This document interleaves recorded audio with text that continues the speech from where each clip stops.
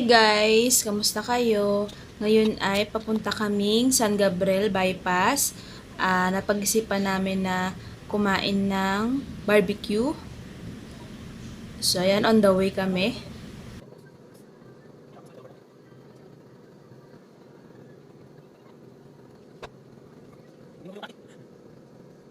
Papansin nyo guys, ako lagi ang driver.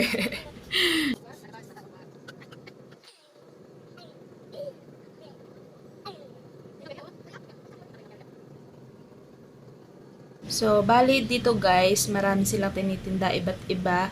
May mga nagba-barbecue, may mga quesadilla, may mga inumin din. So, marami kang pagpipilian. So, yung mga gustong magturo-turo or yung barbecue nga, pwede kayong pumunta rito. So, everyday naman silang nandito, ang alam ko. And then, nag-start yata sila is 4 p.m.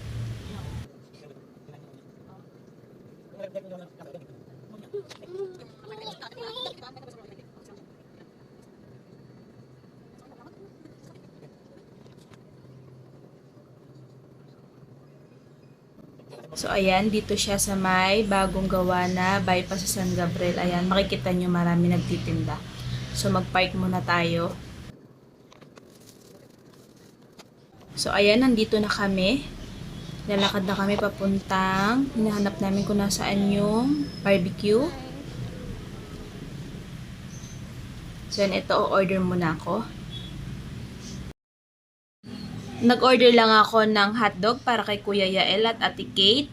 Kumuha rin ako ng taba ng baboy, isaw ng baboy, dugo ng manok at saka isaw ng manok.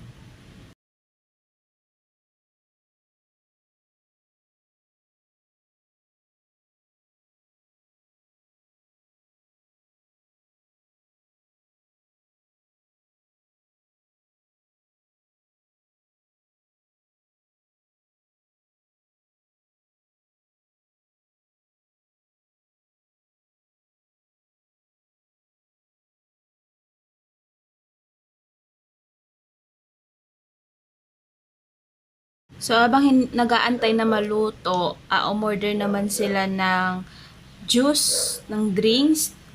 Meron dito mga iba't ibang drinks na tinitinda. So, ayan yung mga tinda nila. Fresh lemon. So, ang in-order ni Kuya Yael at na Ate Kate is lemon plus Yakult. So, ayun yung mga price. Murang-mura lang at saka masarap guys. Pwede niyo siyang tikman kung gusto niyo rin.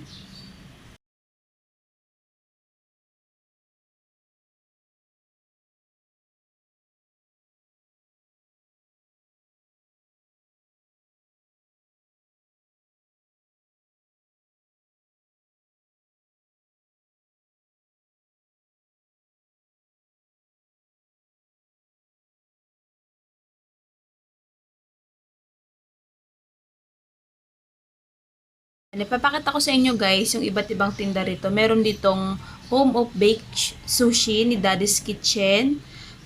Meron din silang corn dog. And then meron ding fried noodles. Ito naman yung Padjak Cafe.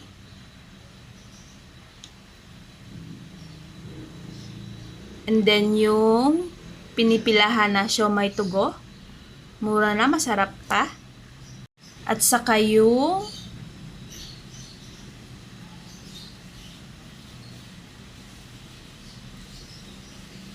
cocoa sugar or yung may milk tea. And then ito yung Sid J's paborito quesadilla, burrito, pitasa, and nachos. Ewan ko lang kung tama yung pronunciation ko, Sid J's. Basta yan. So, ito yung mga menu nila yan. May nachos, pitasa, burrito. And then, dito naman sa dulo, nandito yung kape lokal. So, ayan.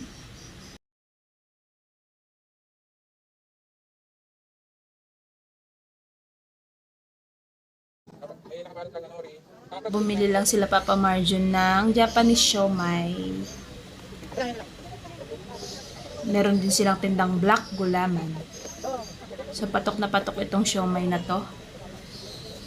Kung gusto nyo kumain ng masarap pero mura, punta na kayo dito sa may Bypass San Gabriel.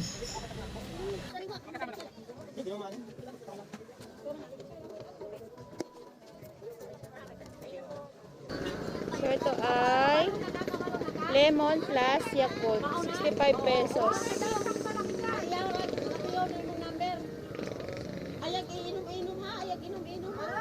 Tapos na kami bumili, so tikman natin mamaya sa bahay. Nakauwi na kami, so tikman natin. Ito yung isaw.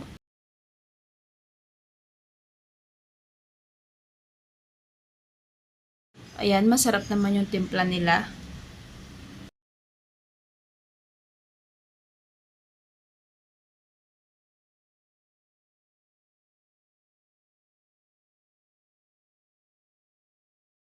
Next, ito yung mas malaking isaw. Isaw ng baboy, I think.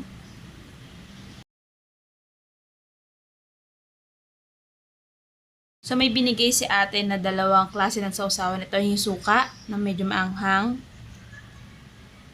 Yan, sarap. And then, ito naman yung sausawan na matamis para sa mga hindi mahilig sa maanghang.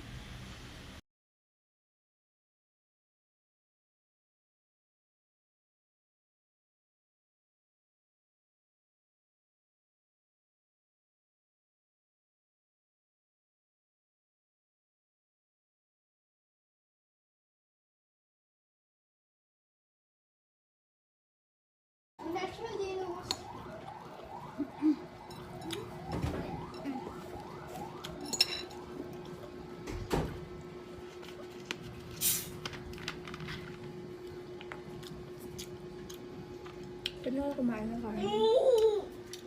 Nakakain ka rin? Siyempre, mas masarap siya pag may kasamang Coke.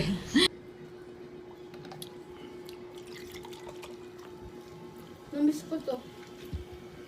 Kamay? Yung Japanese nila. Nakakain.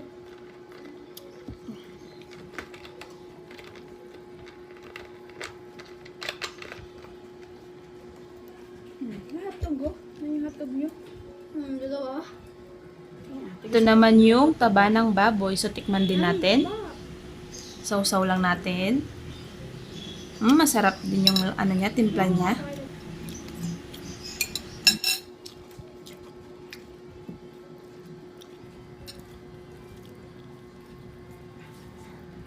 At ang sushi lang to. Pinakain mo ang sushi. Parang nasa ng siomay. Pero, sushi lang pa rin to.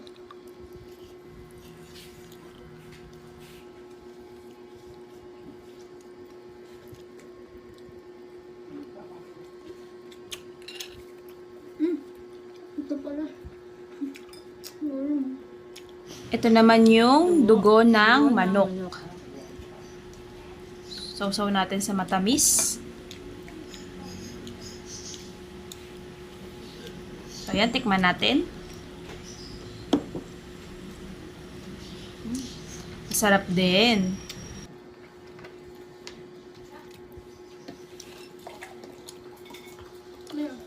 Ay, meron ka na pala. Kaya nga dito sa suka. Hindi nakakasarap itong mabuti ba?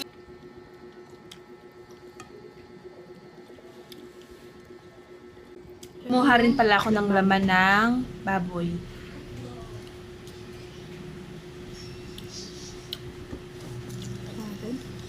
Ayan, okay din yung timpla niya. Masarap din.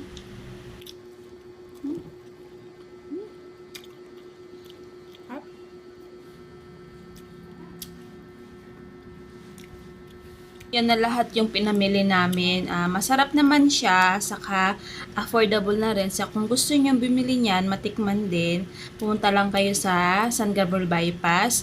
So, yon everyday sila nandun, ang alam namin. So, nag-start sila is 4 p.m. So, ayun lang guys. Maraming salamat. Don't forget to like, subscribe, and click the notification bell.